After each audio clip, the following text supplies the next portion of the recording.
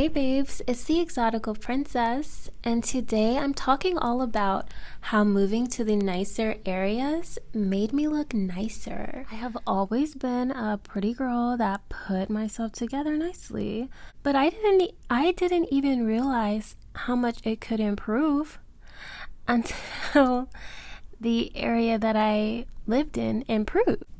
And so I'm going to go over how moving may be the actual glow up that you need. I live in like a middle to upper middle class area of California. Like my city is in the middle of a lot of rich cities. Like on my block, there's a high school, there's a golf club. So it's a nicer area. It's not, of course, like the wealthy area.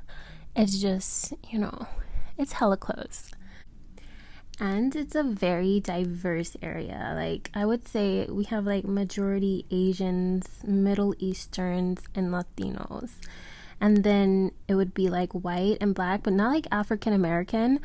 It's actually more like African. Like we have like Nigerians here, Eritreans, like Ethiopians. It's majority Middle Eastern, Asian, Latinos, and then white, and then African. So that's just a description of like the demographic where I'm at. But I spent like the majority of my life in LA, like LA County. So the good parts and of course the very hood parts. I had no idea that moving could have so many different beauty benefits. By moving to this area of town, I grew my hair longer, got prettier skin, and lost weight. Let's talk about all the reasons why, starting with the first reason. Living here made me lose my weight blindness. Okay, it made me lose my weight blindness. Especially when I started like shopping at Whole Foods and Sprouts. You know how often you see overweight people in Walmart or Food for Less? Too many times to count. You know how often you see overweight people in Whole Foods and Sprouts? I can count the number on one hand.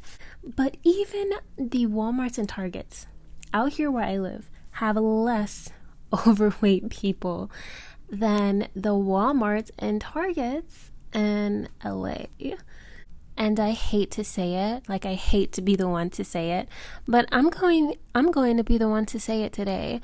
I like living out here literally made me realize how much of a big, ginormous, literally, problem obesity is in the Black community. Like, you don't realize how dramatic of a difference it is from just, I guess, everyone else, unfortunately, until you're in a place that's predominantly everyone else. Out here, I'm surrounded by so many different ethnicities, and literally every single one, the average weight is just smaller. It is much, much smaller than the average weight in the hood.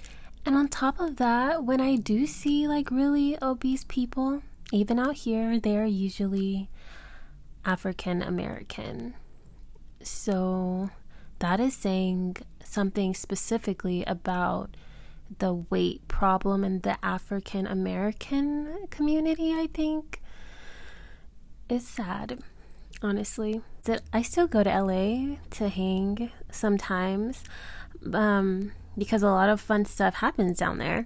But I'm telling you, whenever I visit LA, I feel like I dropped 10 pounds just traveling from where I am to over there. And the reason is like people are so much bigger. Like the average weight out there is so much higher. So my medium size looks like a small. I feel like a small, okay? And then where I'm at, when I come back, when I drive back home, I'm like, okay, no, I actually am a medium. I am. But in LA, honey, depending on where I am, I might be like an extra small.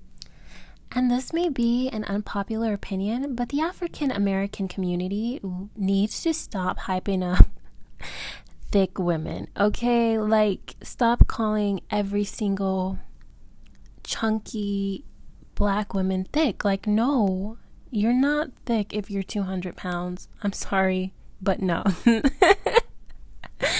No, it's a no. Like, when I lived out there, I had gotten all the way up to a size large, and I was like okay with that. I was like kind of not okay with it, but kind of okay with it. It was like mildly uncomfortable, but it wasn't a huge deal. But living out here made me see how big, like, that a large is actually a large. It's not a medium. It's not a medium. But that's hard to see when you're surrounded by fat people. That's so hard to see when you're surrounded by fat people. The second way that living in a nicer area made me prettier was by having an abundant amount of health food stores around. Okay, I have Trader Joe's 5 minutes for me. I've got 2 different Sprouts, 10 and 15 minutes for me.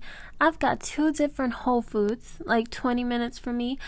And this is because other cultures, and especially like wealthier cultures, they value health a lot more than if you go to the hood.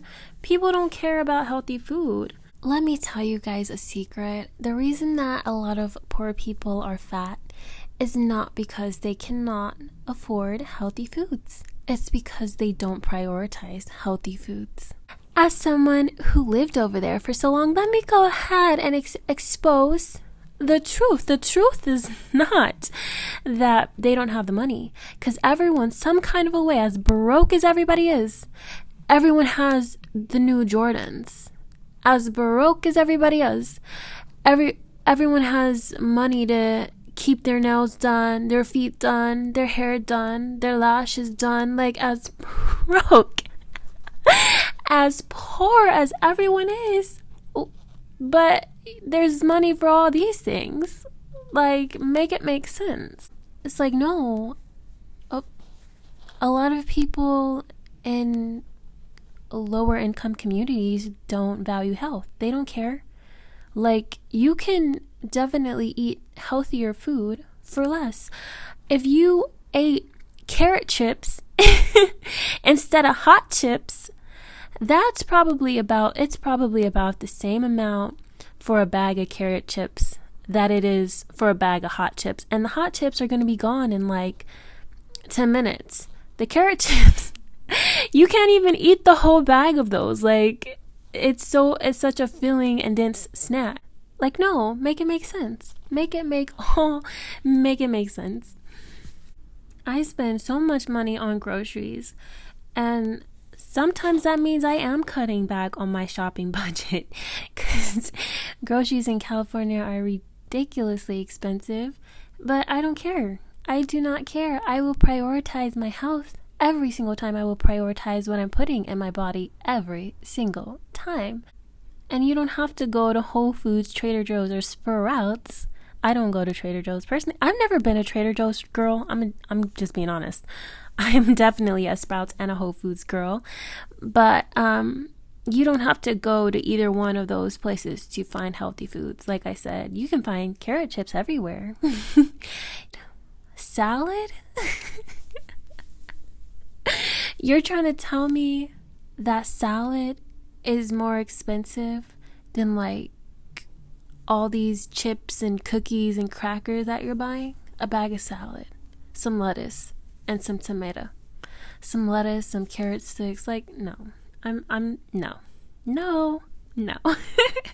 That's not what's happening. People don't care. Like, when I lived in the hood, in Section 8 housing. Section 8 housing. So it's like everyone living there is there because like the government's allowing you to be there. And I would still get teased for my tennis shoes and my clothes and not having like all these new things. And I would be so confused. Like, we're all poor. Like, if you're in Section 8 housing, that means you probably most likely came off the street. So how in the heck, how are people feeling like you can tease someone? Like, how do you have the luxury of teasing somebody for the brand of clothes or shoes that they're wearing? Like, I'm so confused. So very confused. In the hood, there's like a Popeyes or McDonald's in every corner because there's a market for that. And out here, we have a lot of grocery stores. We have a lot of international grocery stores where they have like all of, like the international dishes. They have ingredients for Middle Eastern cuisine, or like more so like they have a lot of Asian grocery stores as well. I love going to all of them. You can find the most exciting different things to try there, and healthy, exciting different things to try. Okay, so that's the second reason. The third reason is this area is safe to walk. Oh my goodness, like who would have known that walking down the street could be a luxury? But yeah, if you're over here, you don't have to worry about getting catcalled inappropriately. Usually guys will just pull over and then like ask for your number or give you a compliment. They're not so inclined to yell ridiculous, obscene things at you from the middle of the street or as they're driving by. As in LA, people do not care. I had a guy talking crazy to me, and all I did was park my car. I had to park down the street a little from my friend's house and then walk to her house. And then in the middle of walking from my parking spot to her place, I had this guy talking to me all crazy. It's like literally a 2-minute walk. And you're talking hella crazy. So yeah, that's the other thing that helps out here. It's safe to take a freaking walk. You still have to be aware of your surroundings, but you don't have to like check over your shoulder for thugs and crackheads every 2 seconds. That's not the norm. Also, there's lots of hikes in like the wealthier areas of town for obvious reasons, because how could you ever put a hiking trail in the middle of like a thug infested area? That would just be a safety hazard. Like that would be just so dangerous for everyone. The fourth reason that living over here made me prettier is the beauty standard is very different. Over here, having really pretty skin, Asians have got skin care down to a fault. Like even the older ones, it's like no wrinkles. No wrinkles. There is a difference, and not everybody can't go and say, oh, it might just be plastic surgery. You know what? Some people, yeah, I'm sure it is plastic surgery, but even the children are kept looking a lot healthier and more taken care of. They say black don't crack, and that's true for the most part. However, you can really tell when people have not been taking care of themselves. If you go to the hood and you look around at the old people, no, you can tell. You can see it in their teeth. You can see it in their eyes. You can see it in their skin too. Like, if you're not taking care of yourself, you're cracking all over. I don't care. I don't care. Like, you can always tell the wealthiest people by how their skin and teeth look and hair, and their kids' skin, teeth, and hair. It looks exceptionally healthy. It's like it's more of a norm. Like self-care is just more of a norm out here. Whereas if you go to the hood, what is the norm is like basically almost kind of like sabotaging or ignoring or destroying. Ooh, that's a good word.